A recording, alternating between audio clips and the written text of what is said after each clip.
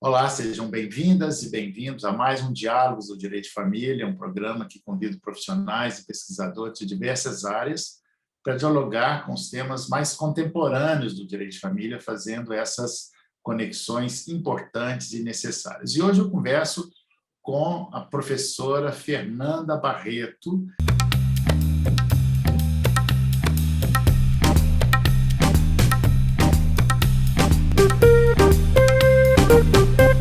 Fernanda Barreto, ela é advogada, professora, como eu disse, e é a presidente da Comissão de Direito e Arte do IBDFAM.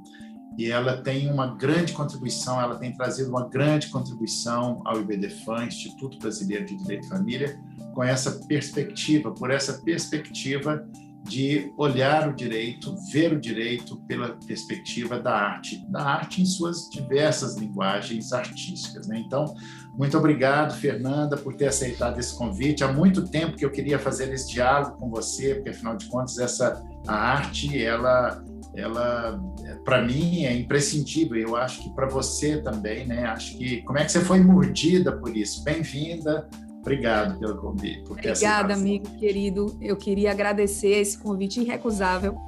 Você sabe que lhe tenho, além de amigo, como um ídolo, e já lhe disse várias vezes que o ídolo aqui é num sentido muito arejado da palavra ídolo, né? Não aquela coisa colocada num lugar intocável, mas um ídolo muito próximo, no sentido de alguém que me inspira em cada passo que eu dou, desde que eu conheci a sua obra, e principalmente desde que eu percebi como você tinha uma habilidade ímpar para fazer conexões entre o direito e outras searas, né, da atividade humana, do conhecimento humano, como a psicanálise e depois como a arte.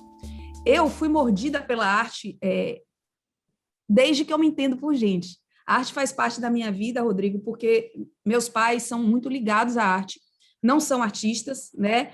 Minha mãe e meu pai têm formação na área de saúde. Minha mãe é formada em odontologia, meu pai é formado em medicina, mas se conheceram num festival de música, na época um festival universitário. Meu pai toca violão, ainda toca bem, compunha, e a minha mãe foi chamada a fazer backing vocal de uma canção para ele. E assim eles se uniram, né, começaram a namorar, e eu fui a primeira filha que nasceu dessa relação. E a minha mãe fala, por exemplo, que ela lembra muito dela com 9 meses de gravidez na Concha Acústica, assistindo um show dos Doces Bárbaros, e com a barriga enorme, né, muito pesada, e ela com dificuldade, mas então eu me lembro de meus pais me levarem a shows de Caetano, de Gil, de Bethânia, desde muito pequena. Então, por exemplo, a primeira vez que eu vi 2 mulheres se beijando foi num show de Maria Bethânia. Eu devia ter uns 4 para 5 anos. Então, a arte sempre foi presente na minha casa, e a arte sempre foi uma forma que os meus pais encontraram de me ensinar valores como diversidade, como senso crítico, como sensibilidade, né? Estímulo à sensibilidade. Então, a arte era nosso dia a dia. Eu me lembro de muito nova, ouvindo a Elza Soares cantando aquela canção com Caetano que chama Língua, né? A língua é minha pátria, eu não tenho pátria, tenho mátria, quero frátria, poesia concreta, prosa caótica. E eu, pequena, ficar estarrecida com a voz daquela mulher rascante, cantando aquelas coisas, e eu queria entender tudo. Eu me lembro que, criança, eu pedi à minha mãe e ao meu pai, o que é isso?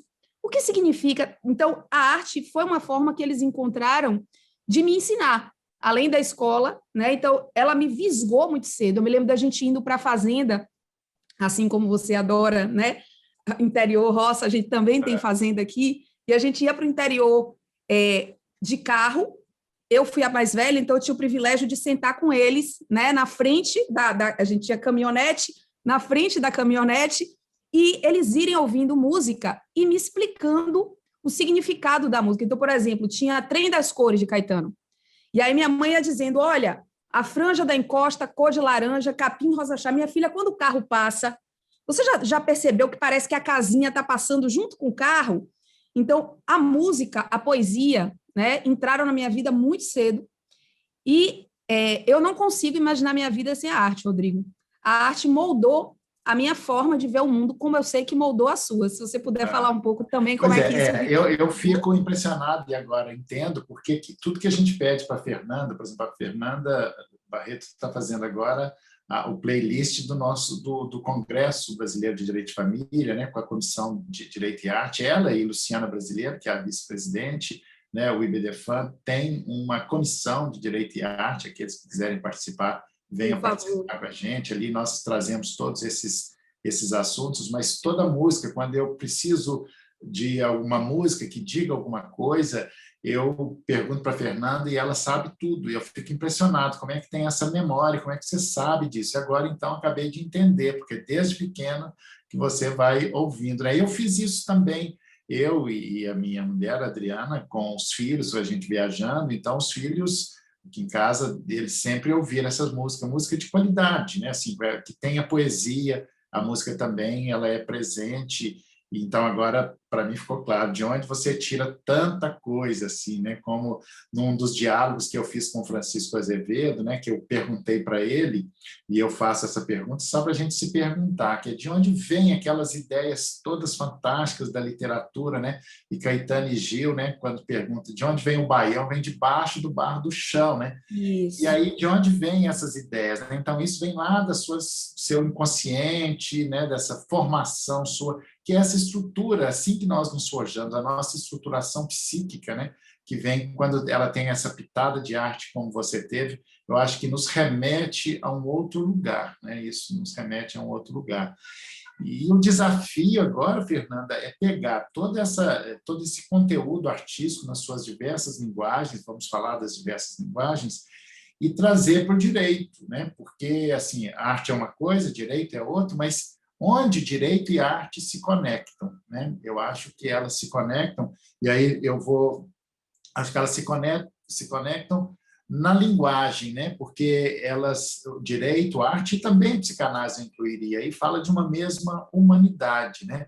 E como é que você se despertou também para essa coisa do direito e arte, né? Porque a arte, você já explicou. Agora, nós nos encontramos, não por acaso, nesse mundo, nós nos conhecemos via o dicionário, mas quando é que você se despertou e viu que era possível? E como é que é possível isso? Fala um pouco para a gente disso, Fernanda. Eu acho que eu sempre gostei, por exemplo, de usar em meus textos referências de arte. As minhas epígrafes, né, normalmente são trechos de poema, trechos de música. Eu usei, por exemplo, não faz muito tempo, num texto sobre intersexualidade, que integra o livro que eu organizei com Berenice, né, o primeiro livro sobre intersexo do Brasil. A epígrafe que eu escolhi para o meu texto, que o nome do texto é Precisamos Falar sobre Intersexo, mas a epígrafe que eu escolhi foi um trecho de Clarice Lispector, por exemplo, falando que respeite a forma como ela escreve. O uso da vírgula em Clarice é muito exótico, né? Ela começa, às vezes, um livro com uma vírgula, e ela diz: se você não compreender, me respeite também, mesmo assim, porque até eu fui obrigada a me respeitar sem me entender direito. Eu achei sensacional aquilo, porque as pessoas ainda acham a intersexualidade uma coisa muito difícil de compreender, muito distante das suas realidades, e eu quis já abrir o texto dizendo: olha, a premissa inicial é respeito. A compreensão vem depois, e é importante que ela venha, porque as pessoas que são diferentes da gente em qualquer âmbito, elas não merecem apenas respeito, né? Respeito é o início de tudo, mas elas merecem muito mais do que respeito, elas merecem uma compreensão profunda das suas diversidades, porque essa compreensão enriquece a nossa vida, enriquece a nossa própria humanidade, né? Torna a vida muito mais colorida, saborosa, divertida, profunda. Então, mas eu queria começar dizendo: olha, para mim, a premissa inicial e a epígrafe, para mim, disse tudo, de um livro de Clarice, não tem nada a ver teoricamente com direito. E aí é que vem, eu sempre usei muito. Em 2014, a universidade, né, onde eu lecionei por 9 anos, estou licenciada agora, me dei de presente esse semestre, saí um pouco depois de 14 anos de universidade ininterruptos para descansar, porque o escritório está me puxando muito, né, graças aos deuses, ao mistério, tem funcionado bem e eu tenho tido muito trabalho. Mas essa universidade, que é a Universidade de Salvador, me propôs coordenar 2 projetos de extensão que unissem direito e arte. Na verdade, ela me propôs coordenar um, que era direito e arte em geral. E eu aí fui estudar, analisar, comecei a pesquisar o que é que existia no Brasil, me aprofundei um pouco no trabalho do Lênio, né, no trabalho que o Lênio fazia com direito e literatura, descobri que a USP tem uma matéria de direito e Shakespeare no doutorado de direito penal, por exemplo, né? Esse tipo de coisa. Fui pesquisando e aí disse, olha, eu topo. E o meu coordenador disse assim, tem que ser você, porque você é a pessoa mais ligada à arte que eu conheço dentro do direito. Eu nunca vi uma pessoa pensar o tempo inteiro em música, peça, quadro, poema. Você conversa com você e você tem isso muito natural. Então, eu queria que fosse você. Eu falei, tá bom, mas eu não vou conseguir coordenar um, porque só literatura é um mundo. Então, eu queria um projeto para direito e literatura e outro para direito e outras formas de expressão artística. Eu acho que a literatura tem uma relação ainda mais específica, né, com o direito por conta da linguagem escrita, né, e tal. E aí eu comecei a coordenar esses projetos que eu coordenei por 6 anos, inclusive levei você para palestrar determinada feita e fazia meus seminários em teatros e misturando sempre juristas com artistas, espetáculos de dança, diretores de teatro, de cinema. E foi uma experiência maravilhosa. E aí eu conheci você, mas depois eu falo disso. Pois é, e o que ajuda, a arte ajuda muito ao direito, inclusive a quebrar um pouco dessa linguagem dura, né? Essa linguagem, esse juridiquês, né? Porque essa formalidade do direito, ela acaba ficando muito só na formalidade. A gente não pode esquecer que o direito tem que proteger, não é a formalidade que o cerca, a formalidade é só um meio para chegar a um fim, que é a essência. Então, a essência que interessa. E esse juridiquês, essa formalidade, ela tampona muito a visão da essência do direito, né? Você disse aí da linguagem... Depois eu vou lhe pedir permissão só para ler um trechinho do que você está dizendo, que eu li hoje um trecho daquele livro que eu te mandei uma foto, e cai como uma luva nisso que você está dizendo. Lições do George Orwell, autor de 1984 e Revolução dos Bichos, sobre como escrever bem. E o Zé Roberto Castro Neves traz isso para dentro de um livro sobre direito e arte. Mas diga.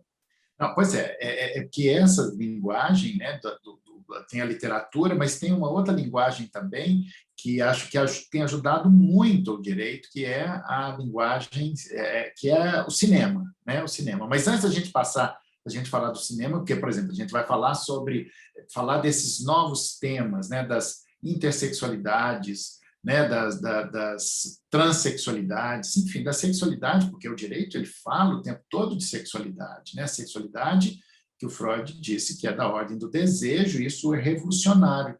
Então, essa linguagem artística e até a teledramaturgia também brasileira, né, tem ajudado muito e tal. Mas antes da gente entrar nisso, leia para a gente esse trechinho aí. Olha que interessante. Ele fala, George Orwell ficou mundialmente famoso como autor de romances como A Revolução dos Bichos, 1984. Em ambos, ele denuncia a tirania e brande a importância da liberdade. Em 1945, no seminal ensaio A Política e a Linguagem Inglesa, ele oferece as seguintes regras da boa escrita. Da boa escrita. Nunca use uma metáfora, uma comparação ou outra figura de linguagem que esteja habituado a ler. Nunca use uma palavra longa quando outra pequena servir. Se possível, cortar uma palavra, corte-a sempre. Nunca use a voz passiva quando puder usar a voz ativa. Nunca use uma expressão estrangeira, uma palavra científica ou uma gíria, se conseguir pensar num equivalente retirado da sua língua, né, do seu idioma. E sexto, viole quaisquer dessas regras, de preferência para dizer algo obviamente bárbaro. Eu achei sensacional isso. E achei que a gente, por exemplo, dista muito disso no direito.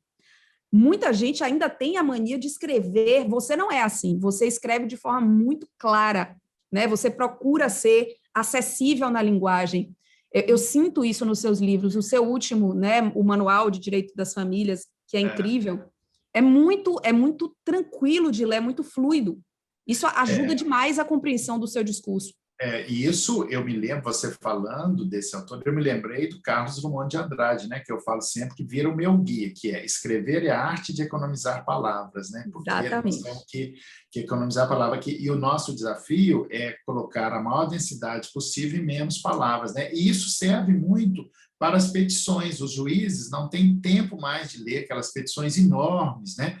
Então, tem gente que acha que a boa petição ali no processo é a petição longa. Não é verdade, é o contrário, nós temos que ser mais denso. E o nosso desafio é esse, né? Acho que, aliás, o nosso desafio como advogados, e você é uma advogada, sabe disso, acho que são dois, assim, no texto, economizar palavras, fazer um texto mais denso possível e pegar toda a confusão da subjetividade que os clientes nos trazem e transformá-la em objetividade ali, né, do texto e tal. Então, isso é o nosso desafio. Agora, quando nós temos a arte que nos acompanha, você disse aí no começo, e eu usei muito, na época em que se discutia culpa no direito de família, eu usava muito, né? Porque eu já achava aquilo ridículo, de ficar discutindo quem é o culpado, porque, na verdade, não tem um culpado, ou se tem, nem a própria pessoa sabe por que uma relação acaba, né? Isso, às vezes, é inconsciente, e eu usava muito a linguagem poética, né? E isso ajudava muito, né? E vejo que você também usava isso, né? Na sua... Usa ainda, né, Fernanda? Uso, mas quando eu encontrei, aí vem, em 2015, eu tive contato, 2015, 2016, não vou me lembrar precisamente, o seu dicionário, a edição original é 2015, né? A primeira? Sim, Foi. E aí, o Rodolfo Pamplona, que é nosso amigo, né, em comum, querido Pamplona. Virou nosso padrinho, né? Virou nosso padrinho, me trouxe o seu dicionário de presente com a dedicatória. Eu já lhe conhecia, obviamente, você não me conhecia. E, Rodrigo, até hoje, eu consigo sentir, rememorar o impacto que o dicionário me causou. Porque era um livro revolucionário, ao meu viso, né, que propunha descrever os vocábulos principais que a gente usa, né, conhece na lida com família e sucessões, mas fazendo essa interseção real, que você não enuncia que vai fazer, você realmente faz, né, com a arte. Você traz jurisprudência, você traz doutrina, mas você traz sempre cinema, poesia, artes plásticas, né? Você convida vários artistas aqui para ilustrar vocábulos que estão na minha cabeça, né? Aquele do bullying, com aquela boneca toda espetada, do desejo, aquilo fica de um jeito que auxilia demais a compreensão. E eu falei, meu Deus, o cara é presidente do Instituto Brasileiro de Direito de Família, um dos maiores advogados do país, um cara incrível, e ele conseguiu fazer isso. Então, eu não sou maluca, realmente. Essa é uma interseção que vale a pena pensar mais profundamente, estudar. É muito bom, né, Fernanda, quando a gente encontra e vê que não é doido sozinho, né? Nós somos muitos, e essas pessoas que nos ouvem aqui e que se identificarem com isso, porque eu me sentia muito sozinho, assim como há 40 anos atrás, quando eu comecei a estudar psicanálise, e depois com essa história da arte, né? E eu vi que não estava doido sozinho. Aí encontrei você, que foi a pessoa que mais entendeu esse dicionário, né? Onde eu completo os verbetes com o conteúdo de uma linguagem artística.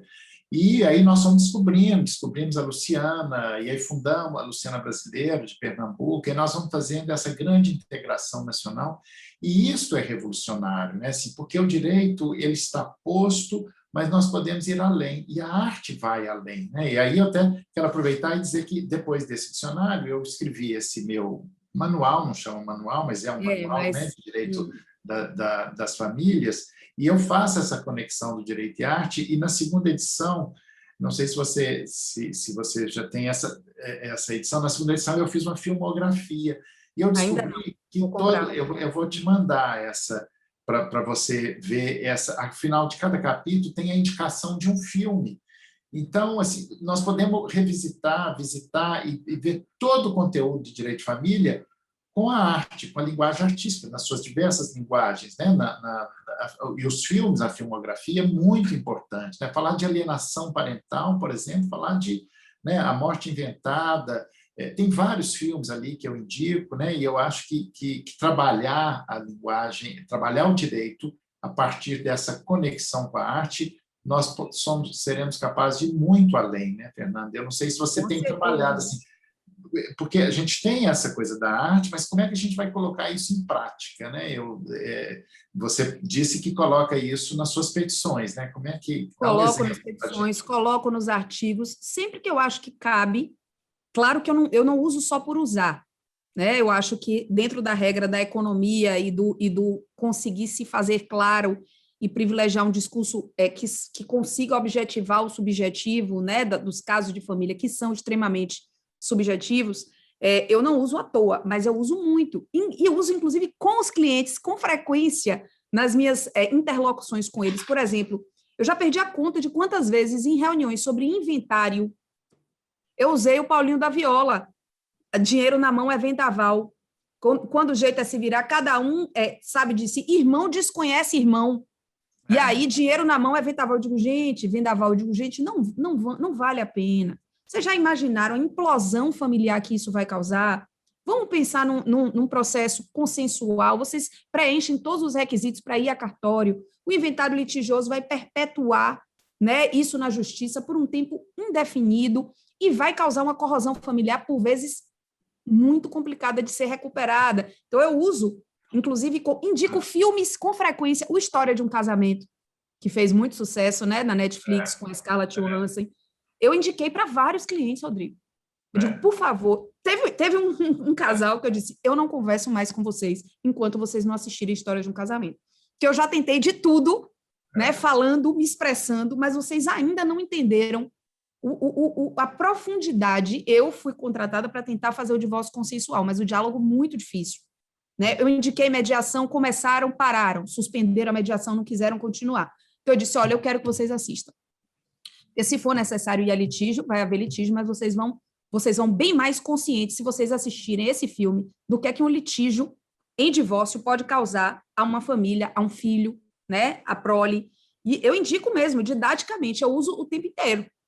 Eu uso o tempo inteiro. Eu também recomendo os filmes que às vezes a gente não consegue falar. E a linguagem artística, ela vem com uma sutileza, com uma delicadeza, né, que diz muito mais do que se a gente tivesse falando um ano com aquela pessoa. Então, assim, eu acho que a prática, né, a entrada da arte no direito, ela é muito salvadora, né, assim como a psicanálise. Não sei se você viu no site do IBDFAN, no boletim do IBDFAN, o IBDFAN tem um boletim eletrônico semanal, onde traz as notícias do mundo do direito de família, e nele trouxe a notícia recente, há uns 15 dias atrás, de uma advogada que fez uma defesa em poesia, com poesia. Não sei se você chegou a ver isso, né?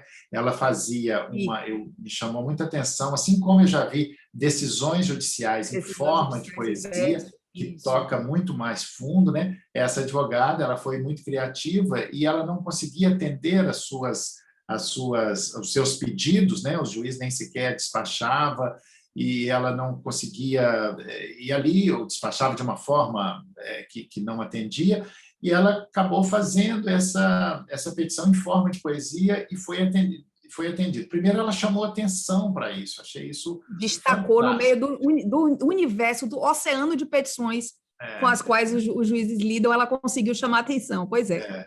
Eu tenho até um pouco de inveja, confesso, porque eu não tenho capacidade para fazer poesia. Né? Eu tenho muito medo, porque meu senso crítico é muito... Então, eu acho que tudo que eu faço, nada é bom. Então, não tenho... eu até escrevo, mas eu não divulgo nada do que eu faço. Zero. Eu não tenho talento nem capacidade. Mas eu só estou trazendo essa notícia, Fernanda, para falar direito e arte, essa coisa vaga. Não. Ela, além de nos inspirar, de ajudar no texto jurídico, por exemplo, o que eu faço no dicionário, a linguagem artística que eu trago ali, ela complementa esse conteúdo jurídico de uma forma muito melhor, né? Eu me lembro, por exemplo, quando eu tive um caso, eu já contei isso, mas vou repeti-lo aqui, de uma advogada que vivia numa relação com uma juíza, e era uma relação muito fechada, e eles terminaram, e eu entrei com o processo reivindicando o reconhecimento de uma união estável, e a defesa dessa juíza foi dizer que não, ela era só uma amiga, porque ela era tão fechada, e aquele era um assunto tão proibido, porque esse assunto não é fácil, né, para a maioria das pessoas. E aí eu falei, bom, fiz um recurso para dizer que, olha, essa era uma união estável, né? Que a outra parte foi um pouco inábil, porque ela devia ter dito que era namoro, mas ela negou a relação. E aí eu peguei uma imagem que tem no meu dicionário, no verbete sexualidade, que é um armário do século de 1940, e abri a petição com essa imagem. Eu tenho certeza absoluta que os desembargadores leram o meu recurso, pelo menos, né? Isso chamou a atenção. Então, nós temos esses recursos, estou dando esse exemplo, e não sei se você teria outros para dizer, de como é que a gente pode trazer na prática, como é que nós podemos trazer a arte para dentro do direito e torná-lo muito melhor, né? O Zé Roberto Castro Neves, nesse livro novo, né, ele tem um livro sobre direito e Shakespeare, medida por medida, e tem esse novo que chama O Espelho Infiel, que eu te mandei hoje, que eu comecei a ler, ainda não avancei muito, mas é muito didático, eu recomendo, né, a linguagem também bastante direta, e ele consegue trazer, e aí ele traz logo no início do livro 3 motivos pelos quais a gente deve unir o direito à arte, né? Por que que essa conexão é importante e profunda? E ele diz, a primeira coisa é uma coisa muito básica, é melhor saber do que não saber. E ele cita exemplos incríveis da arte, da literatura. Ele cita, por exemplo, Édipo, né? Como é que Édipo consegue... ele diz, o primeiro sucesso de Édipo, ele faz porque ele sabia. E a derrocada de Édipo é porque ele ignorava alguma coisa, que era o fato dele ter matado o pai, casado, desposado a mãe. Ele não sabia que eram os pais porque ele tinha sido afastado da família. Aí ele vai para a Odisseia de Ulisses. Ele diz, quando Ulisses enfrenta, né, o Ciclope, que é o que é o Ciclope na simbologia de Homero, e você me trouxe aquele podcast incrível, né, que o professor Moreno fala, As Noites Gregas, sobre a mitologia, ele fala muito de Homero, né, Homero como grande construtor do Olimpo, na verdade, como a gente conhece, e ele vai dizer, o Ciclope é aquela figura enorme, gigante, bruta, que tem um olho só. O Ciclope significa, simbolicamente, a ignorância. A ignorância. E Ulisses vence o Ciclope como? Ele vence o Ciclope porque ele conhecia uma informação e o Ciclope não tinha. Ele embriaga o Ciclope de vinho, que o Ciclope não conhecia a bebida, fica bêbado, e quando o Ciclope pergunta o nome dele, ele diz que o nome dele é ninguém. E aí, quando ele vai fugir, o Ciclope chama outros para ajudarem ele a caçar, né, Ulisses, e aí perguntam, mas quem é que você está procurando? E ele diz, ninguém. Ninguém. E com isso cria-se uma confusão, e ele consegue... Então, o Zé Roberto, ele faz uma construção muito interessante de como saber é sempre melhor do que não saber. Então, quanto mais conhecimento a gente tem, mais estofa a gente cria, mais substância, isso facilita, e nós trabalhamos com uma atividade que é intelectual, né? Que é uma atividade de pensamento. Então, dominar a linguagem, e aí ele diz, bom, direito e arte são 2 das maiores formas de expressão, que é algo que você trabalha muito, né? De expressão humana. Ambos só existem na humanidade. Não existe arte, por exemplo, no mundo, nas outras espécies animais que dominam outras coisas, outras formas de inteligência, mas não a arte. E a arte existe para enriquecer a vida, para que a gente consiga expressar melhor emoções, sentimentos, para que a gente consiga sensibilizar o outro. E o direito existe por uma outra razão, que é a viabilização da vida em comunidade, em coletividade, criar regras básicas para que a gente consiga conviver. Mas eles são, indubitavelmente, 2 das mais sofisticadas e importantes formas de expressão e de atividade humana. Então, e tratam de uma mesma humanidade, como o Rodrigo da Cunha sempre pondera, né? De uma mesma humanidade. E aí ele diz no final, e além de tudo, a gente trabalha com linguagem, que é isso que você está dizendo. Então, se a gente se aprofunda na linguagem, se a gente aprende a interpretar, e a linguagem artística é muito simbólica. O direito é uma linguagem que a gente pensa mais reta, né? Mas isso faz com que muitas vezes a gente enxergue o direito de forma empobrecida. A tal interpretação. Porque nós trabalhamos exatamente isso, a nossa linguagem, que é objetivo, nosso desafio é colocar objetividade, né? E só que no direito de família, especialmente, ele vai muito além, o direito de família até quebra máximo, que não está nos autos, não está no mundo, é exatamente o que não está ali na objetividade que vai determinando a objetividade, né? Então, essas diversas linguagens, e a linguagem é a nossa... É a arma do direito, né? É o nosso instrumento maior. Sem a linguagem escrita, né? Principalmente, às vezes tem sustentação oral, mas a nossa arma básica é a linguagem escrita, né? E assim, isso... você perguntou como usar. Eu acho que você pode usar. Eu tenho ficado mais ousada nos peticionamentos. Por exemplo, eu tenho feito referências a cenas de filmes, de séries. Outro dia eu assisti uma série chamada Big Little Lies, né, com a Nicole Kidman, na HBO, com a Reese Witherspoon, e que teve na segunda fase a Meryl Streep, na segunda temporada.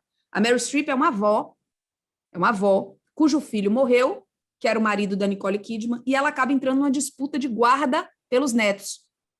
E aí tem uma cena, e a Nicole Kidman é advogada, tinha parado de advogar e volta para fazer a própria defesa contra a ex-sogra, né, que na verdade não existe ex-sogra, contra a sogra, que está pleiteando a guarda dos netos. E a situação envolve uma discussão sobre violência doméstica, e a Meryl Streep acaba trazendo para o tribunal toda a questão da sexualidade da nora, porque após a morte do marido, que era o filho dela, Nicole Kidman começa a ter encontros, estou dando um pouco de spoiler, mas tudo bem, começa a ter encontros com vários homens, encontros de uma noite só, né? Homens que ela encontra em bares, restaurantes, ela acaba ficando.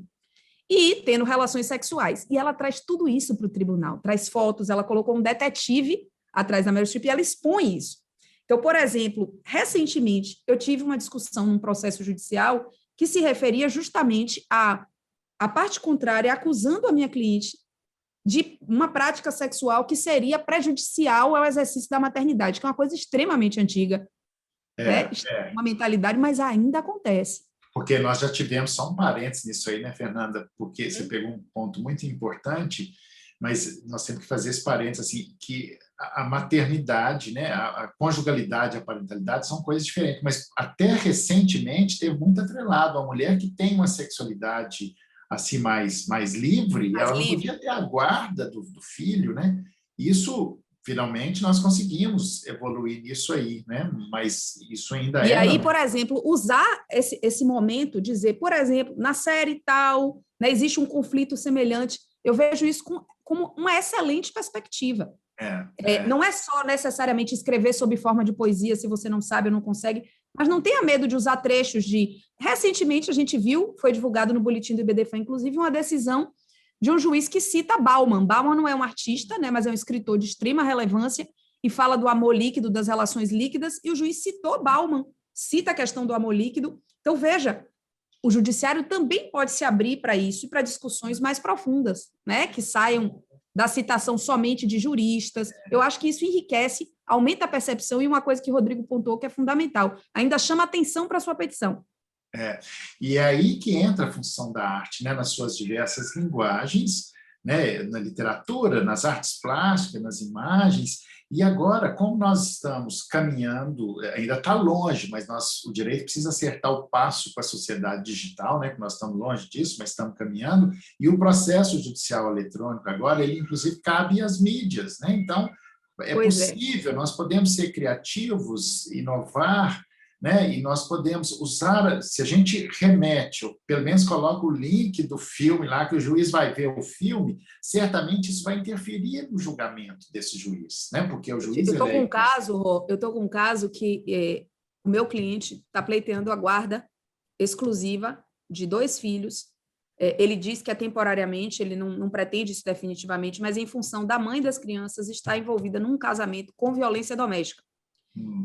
Ela sofre violência grave, né? Já foi espancada, surrada, e as crianças têm sido psiquicamente atingidas, tá? Existem vários relatos. O filho acompanhou a mãe ser chutada, já correu para a casa do vizinho. Então, ele tentou ao máximo conversar com ela, os pais dela estão desesperados, mas ela não conseguiu ainda romper o ciclo de violência, e a gente está pleiteando a guarda exclusiva para um pai, que não é uma coisa simples, né? A guarda era compartilhada.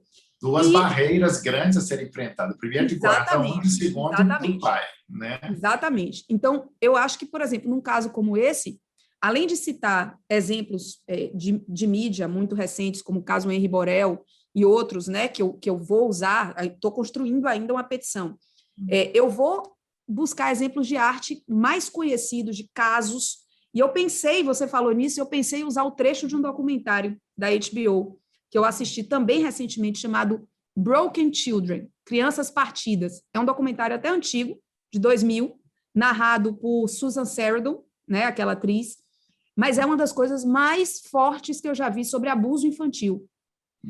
Ele vai trazer várias histórias de crianças que ele acompanha que sofrem abusos de diferentes ordens, ou porque tem pais que são viciados, né, em drogas muito profundamente e não conseguem cuidar, ou porque moram em regiões muito violentas, estão em exposição a uma violência urbana muito grande, né? E ele traz vários exemplos.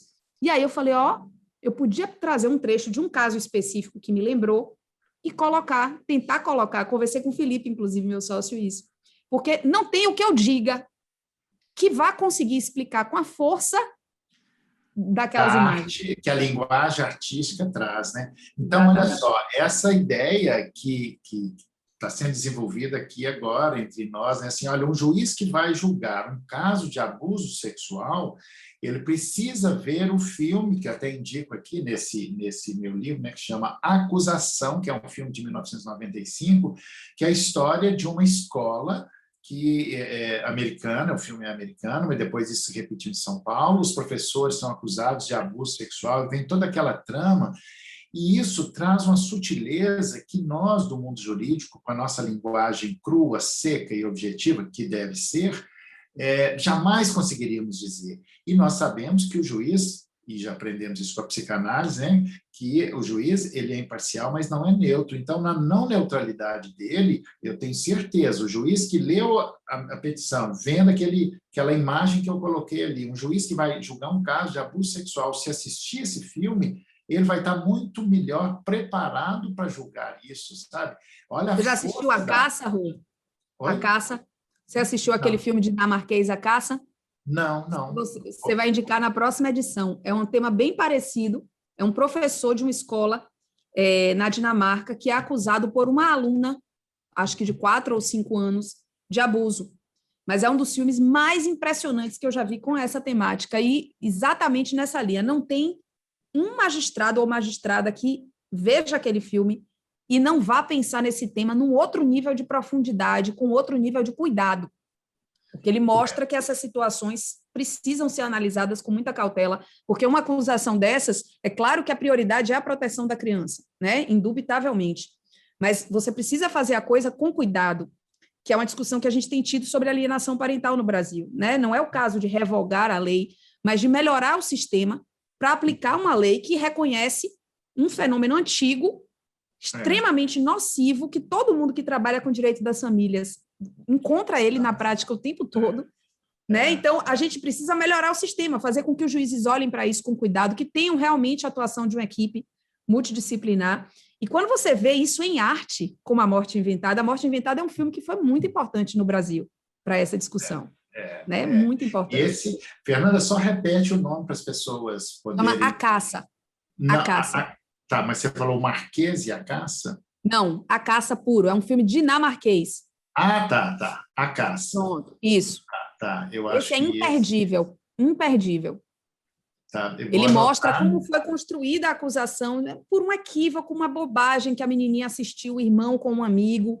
Enfim, ela faz isso dentro de um contexto e a coisa toma uma proporção que destrói praticamente a vida da pessoa, né, que é acusada. Então, é interessante assistir. Porque um problema que nós enfrentamos, nós advogados, né, quando chega alguém dizendo que teve abuso sexual, o juiz imediatamente ele corta o convívio da criança com o acusado, né?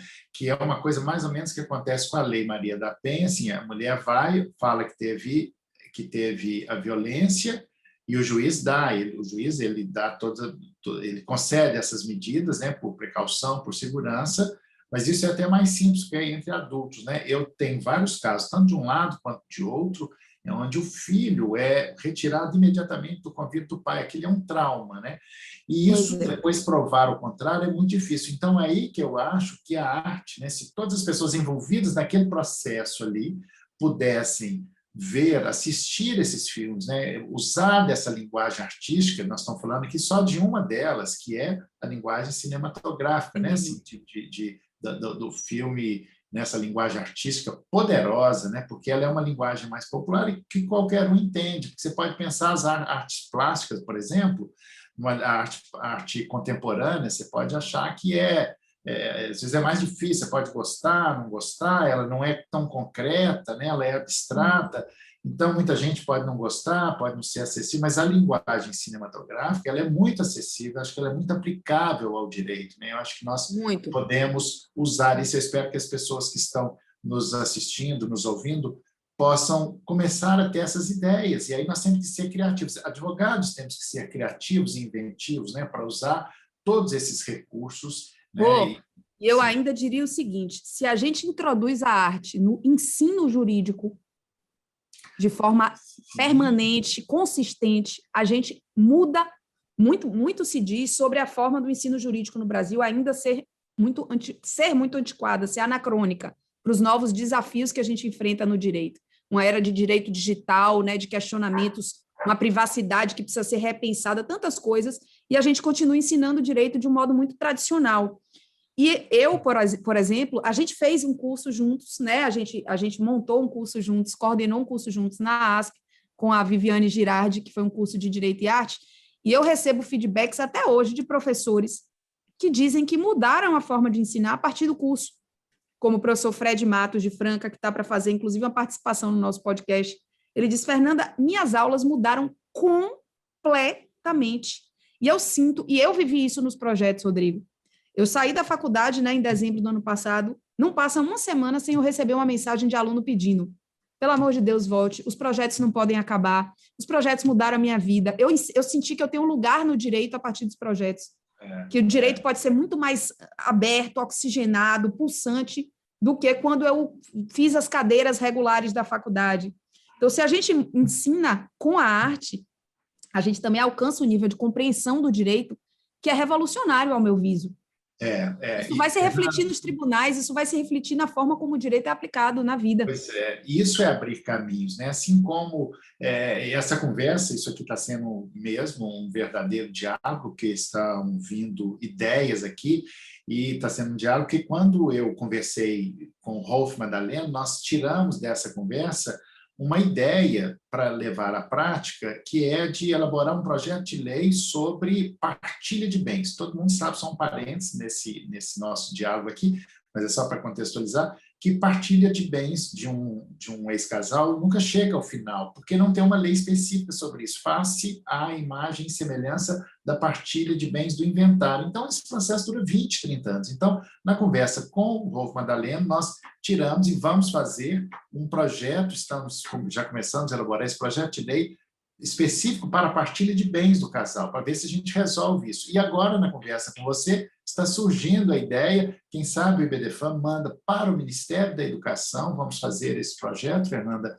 de inserir no currículo, né, como, tudo bem que no começo pode ser como não obrigatório, mas deveria ser obrigatório, né? Tem faculdade aqui na Bahia que já tem como matéria obrigatória, por exemplo, a Faculdade Baiana de Direito tem na grade regular, não é optativa, uma matéria de Direito e Arte. Olha só, isso é uma viva Bahia, né? Uma das faculdades mais conceituadas, a faculdade da qual é sócio o Fred G e outros professores. Olha, eu não sabia disso, isso é muito importante.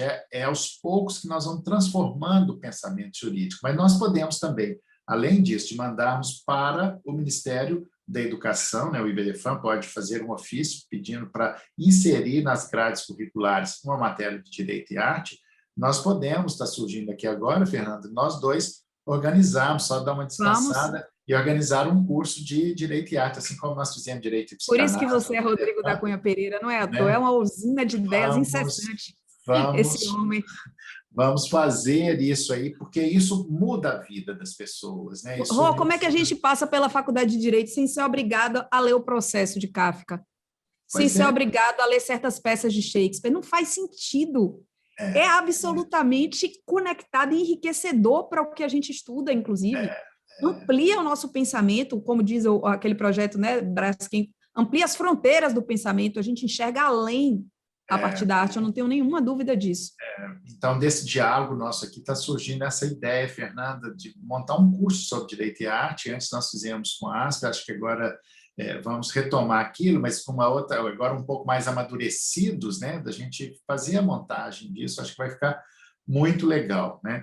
Bom, nós estamos caminhando para o final, achei que o assunto não para, não acaba, né? Nossas mentes vão fervilhando e nós precisamos caminhar para o final, e eu queria só ler um trechinho desse meu livro aqui, né, sobre isso, e depois eu te passo a palavra para você fazer as suas considerações finais, né? Que é assim, ó, a arte ilumina, aprofunda e nos ajuda a acessar as sutilezas dos vínculos jurídicos. A arte diz o indizível, ela vai além do que a linguagem jurídica consegue alcançar e ajuda a representar o indizível. Ela vai além das palavras e abre espaço para a reflexão, e é uma maneira mais sublime de perceber o mundo. A arte não reproduz o visível, ela o torna visível, né, segundo Paul Klee. E vai por aí afora, eu falo muito aqui sobre Direito e Arte, que é esse assunto e tal, mas, enfim, isso aqui é só uma pequena amostra, gente, para que nós possamos trazer a arte para dentro do direito e a vida de todos vocês, de todos nós. A minha mudou, da Fernanda mudou, né? E que é a consideração da arte. Lembrando, a arte nas suas diversas linguagens artísticas, né? Então, Fernanda, como é que nós podemos encerrar? Como é que você gostaria, como é que nós podemos encerrar esse diálogo aqui hoje? Eu queria agradecer muito pela oportunidade de dialogar com você, que é sempre, para mim, luminosa, né, inspiradora demais. Eu lhe acompanho diuturnamente, quando eu já lhe disse isso, e é verdade, quando eu tenho dúvida de alguma coisa, eu penso como o Rodrigo pensaria, o que é que o Rodrigo acharia disso? Às vezes eu tenho coragem de lhe mandar uma mensagem perguntando, às vezes nem pergunto, mas só prospecção mental já me ajuda, né, a lhe colocar nesse lugar, porque você é uma pessoa de conhecimento muito sólido, mas de cabeça muito aberta, né? Você realmente é oxigênio, você é uma pessoa que se permite pensar sem fronteiras, né? Sem medo das possibilidades do pensamento e da sensibilidade. E eu queria terminar só lembrando que, como estamos em momento de pandemia, né? Eu queria enfocar a importância, a gravidade de tudo que a gente está vivendo, né? É um momento único na história do mundo, ele impacta a vida de cada um de nós profundamente, impacta o direito numa dimensão que a gente ainda não consegue alcançar, porque é muito difícil compreender um momento quando você está dentro dele, né? Um momento dessa densidade, como a gente está vivendo. Saberemos no futuro, a gente já percebe, né, que muitas coisas estão mudando na parte de direito contratual e no direito das famílias a gente também já percebe impactos da pandemia nas discussões sobre guarda, sobre alimentos, no próprio direito sucessório, né? Estamos realmente nos abrindo para a importância do planejamento sucessório, do testamento, as formas eletrônicas de testar o CNJ lá no provimento 100 de maio do ano passado passou a permitir, então os impactos são muitos. Mas hoje de manhã eu leio poesia todo dia, né? Antes de dormir sempre, e hoje de manhã, como eu estava pensando em questões para a gente discutir aqui, eu me deparei com um trecho de um poema de John Donne, né? Que era um clérigo inglês e que era formado advogado, inclusive, e que eu acho que é o poema mais significativo para mim da pandemia. Eu já li ele em vários momentos. E eu queria dizer esse trechinho e terminar com uma frase só, né, de uma música, para a gente unir poesia e música, duas linguagens que dialogam também o tempo inteiro. E o poema, ele diz: nenhum homem é uma ilha, inteiro em si mesmo, todos são pedra de um continente, uma parte do todo. Se uma terra o mar arrasta, a Europa vai-se, como se fosse um premonitório, como se fosse sua própria casa ou a de seu amigo. A morte de cada homem me diminui, pois pertenço à humanidade. Por isso não perguntes por quem os sinos dobram, eles dobram por ti. Né? Então, eu acho que a gente precisa ter a dimensão de que 500 mil mortos não são só 500 mil mortos, não necessariamente conhecidos nossos, né? Somos uma mesma humanidade, direito e arte falam desta humanidade, e as perdas desse momento são muito profundas e elas precisam, ao menos, já que a tragédia, né, aconteceu, nos transformar individualmente, transformar as nossas instituições, porque as mudanças necessárias são muitas. Mas eu queria terminar lembrando que é preciso estar atento e forte. Não temos tempo de temer a morte. Defendamos a democracia, defendamos a vida. Estamos num momento muito grave, mas a gente vai sair deles transformados e fortalecidos. E obrigada por essa oportunidade, porque pensar arte e direito ajuda para tudo isso. Obrigado, Fernanda. Essa é a Fernanda, né, que termina, não poderia deixar de falar isso, que é assim, do perigo, né, Fernanda, da banalização dessas 500 mortes. Nós não podemos banalizar isso, nós não podemos acostumar, nós podemos achar que isso é normal. As pessoas entram com isso no cotidiano, né? E acho que a arte, a poesia, a literatura, né, os filmes, a linguagem cinematográfica, a própria teledramaturgia, tudo isso pode nos ajudar muito. Então, a arte, ela existe porque a vida não basta, né? Como é que a arte existe porque... Ferreira Goulart, perfeitamente.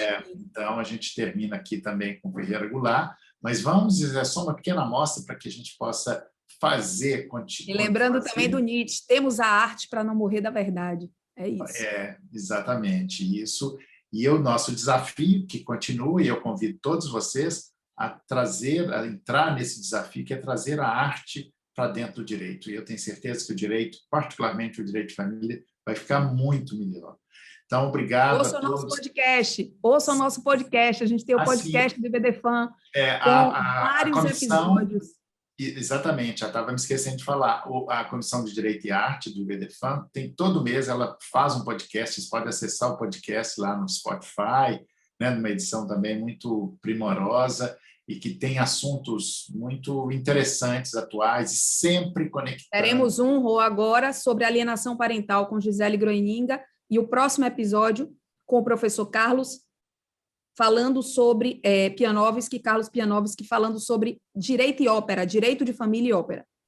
Pois é, olha só como é que essas coisas todas se juntam, porque, afinal de contas, o direito existe para quê, né? O direito existe, o direito é da essência da vida, é para, né? Nós podemos buscar assim, olha, o direito ela é uma sofisticada técnica de controle das pulsões, quer dizer, alguém que, e como controlar essas pulsões desgovernadas, né? Que isso a arte vai dizer melhor do que ninguém, né? Por onde vão essas nossas pulsões, como contê-las ou não, né? E a arte diz isso Não, muito melhor do que... porque há pulsões transformadoras e a arte, inclusive, pode servir para canalizar muitas pulsões de forma libertadora, transformadora também.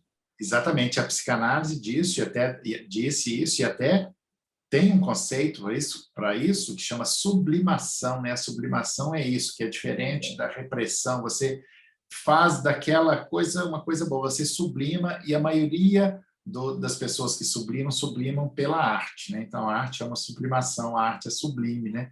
Então, gente, muito obrigado, espero que tenham gostado, que tenham contribuído para que eu e Fernando tenhamos trazido uma reflexão e ajudado a pensar nessas possíveis conexões direito e arte, né? E eu convido vocês a se inscreverem no canal, ativar o sininho. Eu vou adorar saber o que vocês acharam aí dessa nossa conversa, e até a próxima. Beijo, gente. Obrigada.